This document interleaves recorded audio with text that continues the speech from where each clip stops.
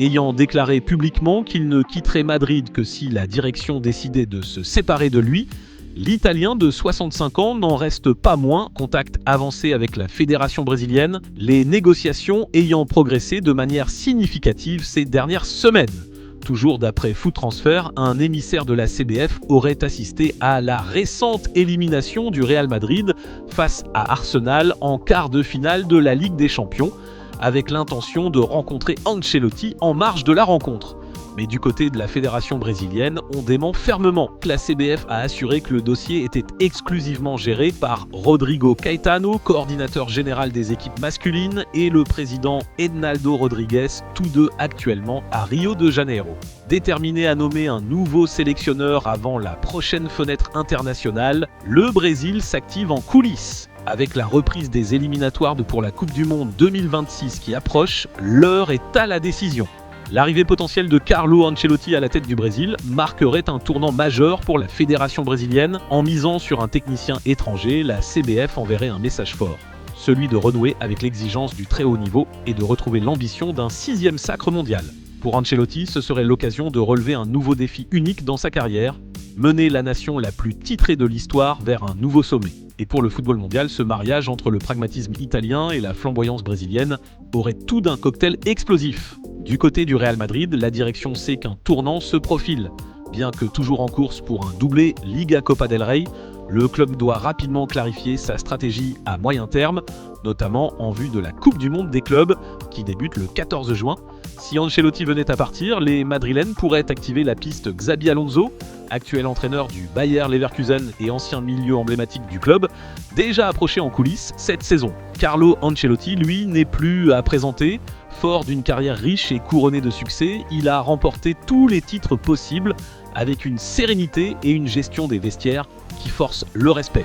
Passé par le Milan AC, Chelsea, le PSG, le Bayern Munich ou encore Naples, il a su imposer son style calme mais exigeant, adaptant son approche aux effectifs à sa disposition.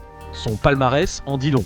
4 Ligues des Champions, autant de championnats nationaux dans différents pays et une réputation de bâtisseur respecté aux 4 coins du globe. La saison 2024-2025 du Real Madrid a été marquée par une série de blessures importantes qui ont fortement perturbé la défense de l'équipe. Plusieurs titulaires, essentiels à la solidité de l'arrière-garde madrilène, ont été contraints de manquer de nombreux matchs, mettant ainsi à mal l'équilibre tactique d'Ancelotti. Eder Militão a subi une rupture du ligament croisé antérieur du genou droit en août 2024 lors d'un entraînement avant le début de la saison. Cette blessure a contraint l'international brésilien à manquer une grande partie de la saison, soit plusieurs mois de compétition. Militão, l'un des piliers de la défense madrilène, a été très difficile à remplacer.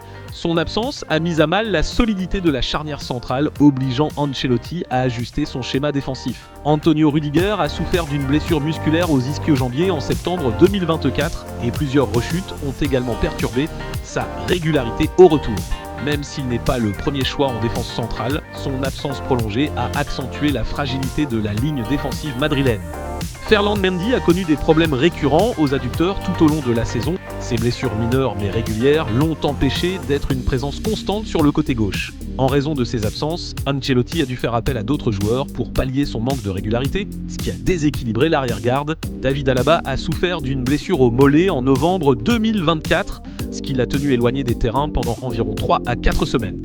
Bien qu'Alaba soit capable de jouer à plusieurs postes en défense, son absence a fortement affaibli l'axe central, où il était souvent aligné aux côtés de Rüdiger. L'Autrichien est également un leader naturel dans la défense et son absence a été ressentie dans les moments clés de la saison. Dani Carvajal a été victime d'une rupture des ligaments du genou en octobre 2024, une blessure grave qui l'a éloigné des terrains pendant plusieurs mois. Cette rupture a mis à mal le côté droit de la défense madrilène, un poste qu'il occupe habituellement de manière régulière et fiable.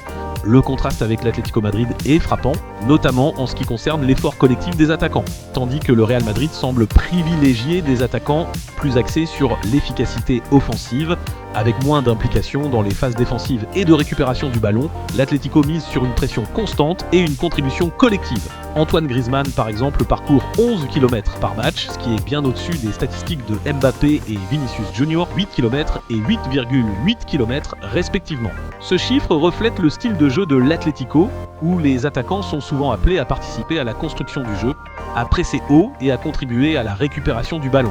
Ce décalage dans les statistiques de course illustre les différences philosophiques entre les deux équipes.